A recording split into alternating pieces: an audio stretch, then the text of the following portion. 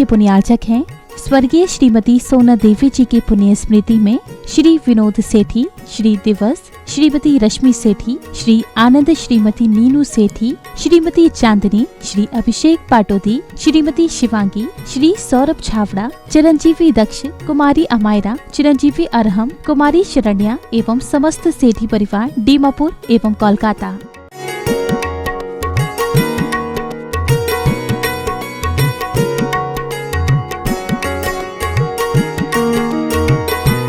महानुभावों,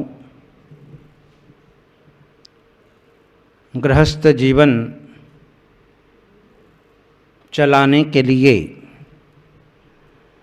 इंसान को अपने जीवन में अनेक कार्य करना पड़ते हैं। उन कार्यों में एक सूत्र हमारे आचार्य भगवंतों ने दिया है, अनवेक्षणात् कृषि नष्टः। देखभाल न करने से खेती नष्ट हो जाया करती है। व्यापार की देख रेख नहीं करेंगे तो व्यापार नष्ट हो जाता है। बच्चे की देखभाल नहीं करेंगे तो बच्चा नष्ट हो जाएगा। रोकड़ को नहीं मिलाएंगे तो दिवालिया होने में देर नहीं लगेगी। उसी प्रकार से खेती की देखभाल न करने से खेती नष्ट हो जाएगी। भगवान ऋषभदेव ने युग के प्रारंभ में हमें शिक्षाएं दी। वे शिक्षाएं आज भी चली आ रही है और आगे भी चलती रहेगी। जहाँ भगवान ऋषभदेव ने उस समय की प्रजाजनों को ऐसा शिक्षित किया था, ऐसी शिक्षा दी थी जिसके कारण वे प्रजा अपने जीवन में सुखी हो गई। जहाँ ऋषि बनो या कृषि करो, भगवान ऋषभदेव का उपदेश था। ऋषि बनो या कृषि करो। भगवान ने दोनों प्रकार का मार्ग बतलाया, केवल एक ही मार्ग बता करके नहीं रह गए। उन्होंने दोनों प्रकार का मार्ग बताया कि ऋषि बनो या कृषि करो। उत्तम खेती, मध्यम व्यापार। खेती करना उत्तम काम है और व्यापार करना मध्यम काम है और नौकरी करना अधम काम है। लेकिन आजकल तो हर व्यक्ति सीए बनना चाहता है, इंजीनियर बनना चाहता है, आईएएस ऑफिसर बनना चाहता है, सबको नौकरी चाहिए। लेकिन हमारे यहाँ पर जो है नौकरी को निंद बतलाया, क्योंकि नौकरी पराधीन होती है, नौकरी में स्वाधीनता समाप्त हो जाती है। वहाँ पर व्यक्ति अपने मन से कुछ भी काम नहीं कर सकता है। इसलिए भगवान ने कहा कि उत्तम खेती, मध्यम व्यापार। खेती करना सबसे बड़ा उत्तम काम है, क्योंकि खेती में किसान के परिणाम सरल होते हैं, भद्र परिणाम होते हैं। उसके मन में किसी प्रकार के ठगने के परिणाम नहीं आते हैं, छल कपट के परिणाम नहीं आते हैं। सबको खिलाने के भाव उसके मन में होते हैं। इसलिए खेती को उत्तम कहा गया है। जब वह किसान खेती में बीज डालता है और जैसे ही फसल पकती है और फसल पकने के उपरांत जो है वह अच्छे अच्छे बीजों को अगली फसल के लिए सुरक्षित कर लेता है। और जो है सबसे पहली फसल जो है वह परमात्मा के चरणों में जाकर के अर्पित करता है कि भगवान ये आपका ही दिया हुआ है, मैं आपके चरणों में समर्पण कर रहा हूँ। और जो है इसके बाद में अपने मालिक को देता है। जिस मालिक के साथ में उसका संबंध है वह मालिक को देता है, फिर इसके बाद में अपने रिश्तेदारों को देता है, इसके बाद में जो है अपने परिवार के लिए उपयोग करता है। देखो, जो देता है, जो खिलाता है, वो कभी भूखा नहीं मर सकता है। व्यक्ति रात में सोता है और सवेरे उठता है तो दुनिया में ऐसा कोई कम व्यक्ति होंगे जो भूखे मरते होंगे। एक न एक टाइम तो भोजन जरूर मिल ही जाता है।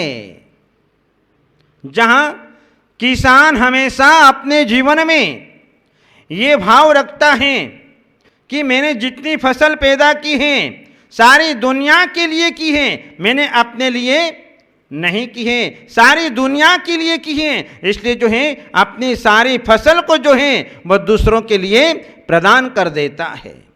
इसलिए किसान के समान दुनिया के अंदर कोई सुखी नहीं दिखाई देता है। किसान जो है चैन की नींद सोता है और जो है आनंद पूर्वक अपना जीवन व्यतीत करता है। दक्षिण भारत में चले जाओ तो वहाँ पर कृषि की प्रधानता है। हमारे अपने जैनी भाई खेती करने वाले मिलेंगे, सबसे ज़्यादा खेती करने वाले दक्षिण भारत में, जहाँ जिनका जीवन सुखी दिखाई देता है,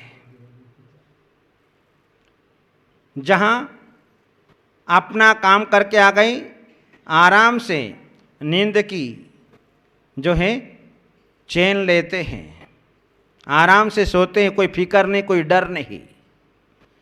चारित्र चक्रवर्ती आचार्य श्री शांति सागर जी महाराज ये भी अपने गृहस्थ जीवन में खेती का काम करते थे। उनकी खेती में अनाज पैदा होता था। देखो आज जो है कितना बड़ा सौभाग्य है कि आज उनका 99 वर्ष हो गए, आचार्य बने। आज वही आसो शुक्ला एकादशी समडोली में जहाँ आचार्य शांति सागर महाराज जी को आचार्य पद पर प्रतिष्ठित किया गया था और आने वाले वर्ष में जो है उनका आचार्य पदारोहण शताब्दी महोत्सव वर्ष आज सारी दुनिया मनाएगी।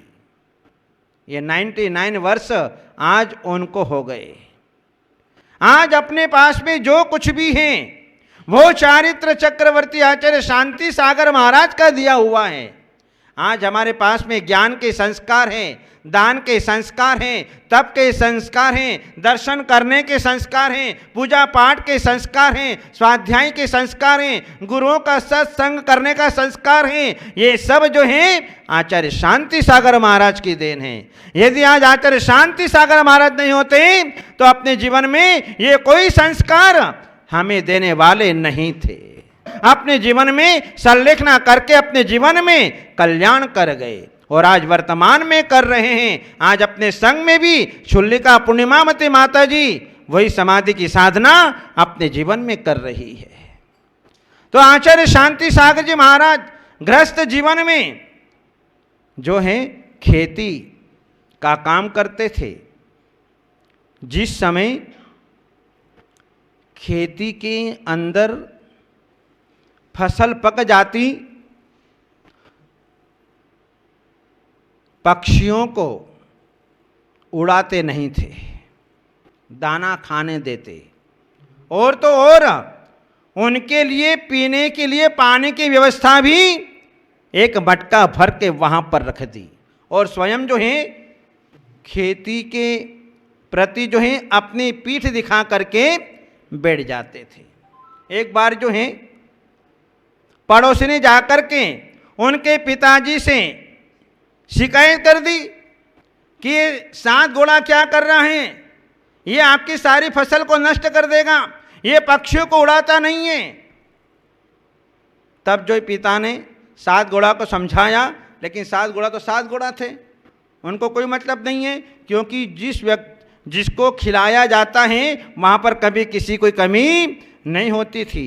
और जब फसल करती थी तब जो है उस पड़ोसी से दुगनी फसल कट करके शांति सागर महाराज के घर में आ जाया करती थी। ये दान का प्रभाव, जहाँ निर्लिप्त भाव से अपने जीवन में व्यापार करते थे। जिसको कपड़ा चाहिए अपने हाथ से फाड़ लो और उधार लेना है तो बही में लिख दो।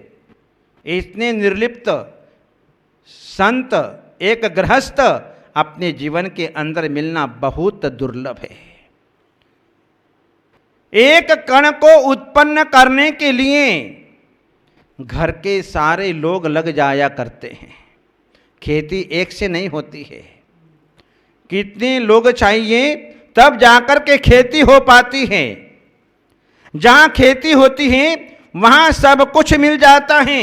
उसके घर में शुद्ध घी, उसके घर में शुद्ध दही, उसके घर में शुद्ध छाछ, और जहाँ शुद्ध भोजन जो है उसके घर के अंदर मिला करता है। और जहाँ पशु जिस घर में होते हैं वहाँ तो सर्वत्र आनंद ही आनंद बरसता है। वह व्यक्ति जो है कभी बीमार नहीं होता है, उसको कभी श्वास की बीमारी नहीं आती है, वह रोगी नहीं होता है। 24 घंटे जो हैं उससे अपने जीवन में ऑक्सीजन मिलती है।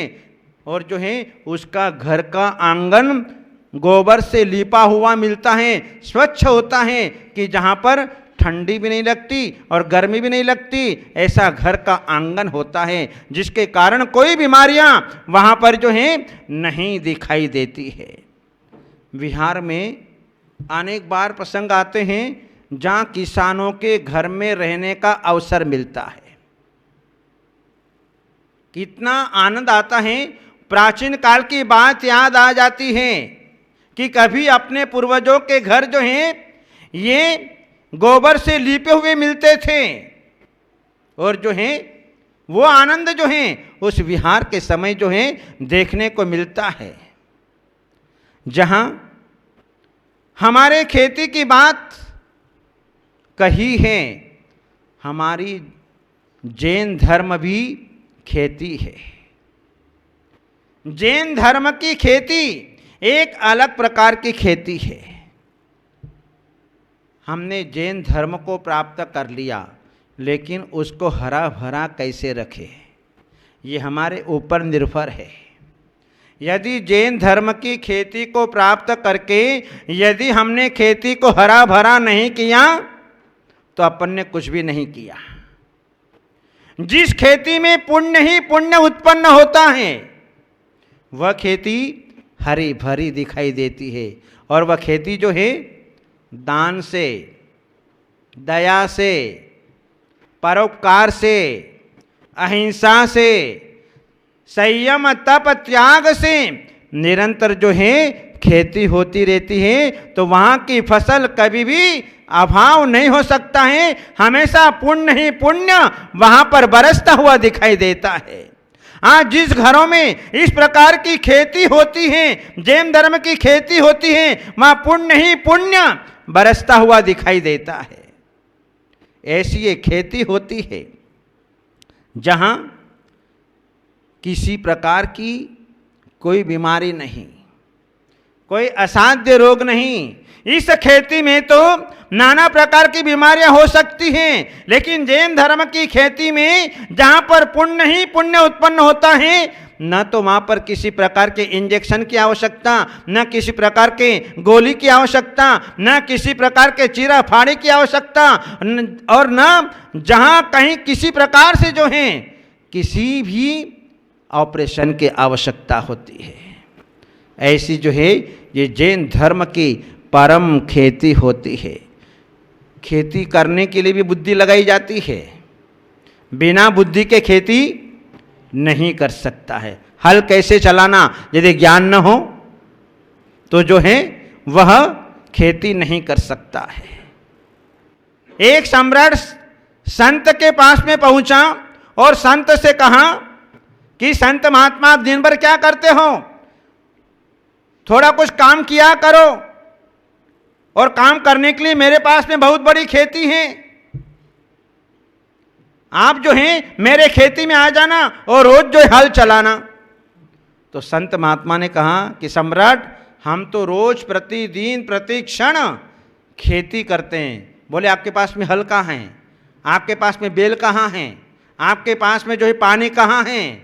तब संत महात्मा ने कहा, सम्राट ये हमारा आत्मा रूपी क्षेत्र है, ये हमारा खेत है, ये हमारी जमीन है, और हमारे बेल ये संयम, इंद्रिय संयम और प्राणी संयम, ये दो बेल है। इन दो बेलों को हम निरंतर हल के अंदर जोतते रहते हैं, और जो है दया रूपी पानी से हम सिंचित करते रहते हैं। तो हमें जो है अपने जीवन के अंदर वह मोक्ष रूपी फसल की प्राप्ति हो जाती है।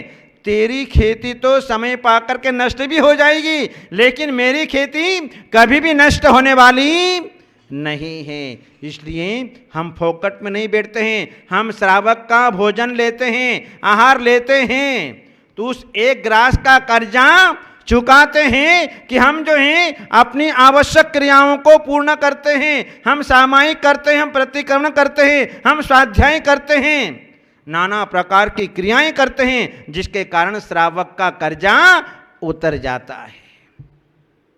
सम्राट आश्चर्यचकित होकर के साधु संतों के चरणों में नम्रीभूत हो गया और अपने अपराधों की क्षमा को मांग लिया। तो जहां खेती भी ऐसे नहीं होती है, बिना पुण्य के खेती नहीं होती है। खेती करने के लिए भी बुद्धि की आवश्यकता है। एक बार एक किसान और इसकी इकलौती संतान, अब इकलौती संतान के द्वारा कुछ अपराध हो गया। अपराध होने पर उसको जेल के अंदर बंद कर दिया गया। जेल के अंदर बंद कर दिया। अब आषाढ़ मास का समय आया, सीजन का समय आया, खेत के अंदर बीज डालने का, खेत को सफाई करने का। अब अकेला आदमी क्या करे? विचार किया कि मैं अकेला कुछ भी नहीं कर सकता। उसको अपने बेटे की याद आई और जो है बेटे के पास में जो है पहुंचा जेल में कि बेटा, आषाढ़ मास का समय है, खेती करने का समय है, यदि इस वर्ष हमने बीज नहीं डाला तो फसल मिलने वाली नहीं है, और सीजन निकल गई तो फिर कुछ भी नहीं कर सकते हैं। ठीक है, बेटे ने बुद्धि लगाई, दिमाग लगाया। बेटे ने जो है अपने पिता से कहा कि देखो, खेत के अंदर जो है बहुत सारे बंदूकें गड़ी हुई है। बस इस वाक्य को जो है थानेदार ने सुन लिया, पुलिस ने सुन ली, और जो जाकर के जो है सूचना दे दी। इधर जो है थानेदार ने अपनी सारी फौज को जो है उस खेत के अंदर भेज दिया, और जो है खोदा तो एक भी बंदूक नहीं निकली, और जमीन की सफाई हो गई, उसका काम हो गया। यह है बुद्धि। इसलिए जो है खेती करने के लिए बुद्धि चाहिए। तो जहाँ खेती की देखभाल की जाती है तो वहाँ पर खेती कभी नष्ट नहीं हो सकती है, और उस किसान का जीवन जो है वह सानंद जो है व्यतीत होता हुआ दिखाई देता है। इसलिए अपने जीवन में अपनी धर्म की खेती को नहीं भूलें, अपनी खेती को बराबर बनाए रखें, जिसके कारण पुण्य ही पुण्य अपने जीवन में बढ़ता रहे और हम अपने जीवन में आनंद का अनुभव करते रहें। बोले गुरुदेव आचार्य श्री अजीत सागर जी महाराज की।